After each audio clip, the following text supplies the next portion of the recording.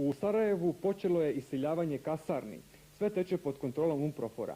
Predstavnici sukobljenih strana u Bosni i Hercegovini zaključili su u Ženevi sporazum kojim se omogućuje djelovanje Međunarodnog komiteta Crvenog križa u toj republici. Danas je u Sarajevu održan skup uglednih Srba koji su predložili nove predstavnike srpskog naroda u predsjedništvu BiH. Iz grada na Miljacki, koji polako nestaje, naš Smiljko Šago.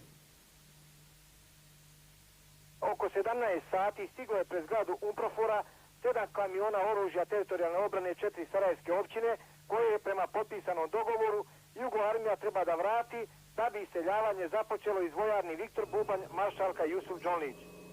Čim se oružje komisijski pregleda uz posjedovanje UNPROFOR-a, počinje se iseljavati prva grupa iz vojarne Viktor Bubanj i tako redom. Pred UNPROFOR treba da dođe nova količina oružja teritorijalne obrane da bi krenuo naredni kontingent iz vojarne.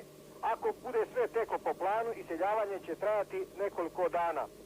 Tokom dana nije bilo uobičajeno žestokog granatiranja Sarajeva, ali general Mladić i dalje prijeti ispravljivanjem grada.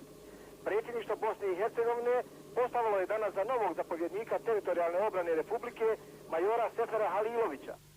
Na pitanje vašeg novinara, zbog čega je na tako jednom povijesnom događaju prilikom prijema Bosne i Hercegovine u Ujedinjene narode, delegaciju Bosne i Hercegovine praktično predvodila samo ekipa SDA, odnosno jednog naroda, Akmadžić je kazao da primjedba stoji, ali da su, prometni razlozi bili glavni motiv određivanja takve delegacije.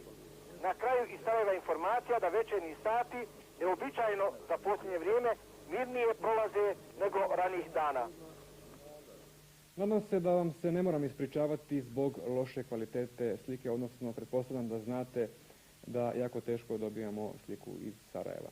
Kolege iz televizije Bosne i Hercegovine uputili su danas apel za pomoć kolegama iz cijelog svijeta. 7 TV tornjeva je okupirano, Odašiljač u Sarajevu je bombardiran, a TV Dom 100 puta pogođen granatama i 6 puta raketiran.